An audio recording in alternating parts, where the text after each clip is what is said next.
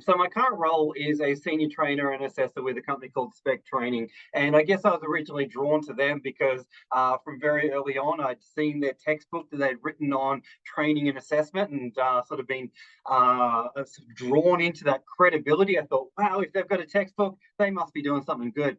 But let's rewind my journey. So I originally lived in Japan for 7 years. And over there, taught English for a long period of time there, and started as a teacher, but then wanted to progress through the ranks and became an assessor in those English schools over there, and then eventually became what they called an instructional supervisor. So I was actually responsible for training up the other teachers to be able to teach. So I would sit in a room, 3 or 4 times a week with headphones on, and I would actually listen to other teachers teach, and then I would sit down and give them mentoring sessions on how they could make their sessions even better, which was really, really insightful because I got to see what worked, what didn't work, and what eventually led to customer complaints. So that was really interesting. And then during my time there, I was naturally interested in the academic side of things. So I went on to do my master's in applied linguistics, which was really exciting, and came back to Australia and was working at a university here on the Gold Coast, which was interesting, but it was very humbling because everything I did in Japan certainly no longer worked. All these students from different countries, like different cultural backgrounds, different learning styles, and I'm like, oh my gosh, I got to pull out all these different ideas and really stay on the front foot to be able to engage people who sometimes were not emotionally engaged in the learning process at all. And during that time, I thought, love to become a corporate trainer. Yes, that would be a great thing to do. Someone said to me though, but do you have your TAA? I'm like, what?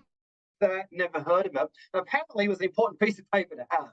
So I went off to TAFE and I signed up for my TAA, and it was I think a 6-month course at that time, and it was 2 nights during the week.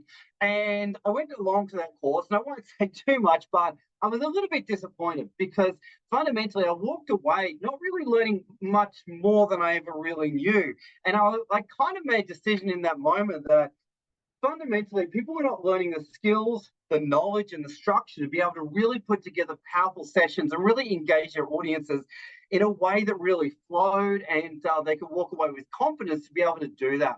So I went off and learned a bunch of skills and public speaking, influence, and all that kind of thing. And I really wanted to get into the vet sector, but took a little bit of time, and I moonlighted teaching the Diploma of Leadership and Management at the time, and then found myself applying for an ad on Seek, and it said TAE training, something like that. But it seemed to really resonate because it seemed to be teaching people how to teach. And I'm like, I can do that. I've done that.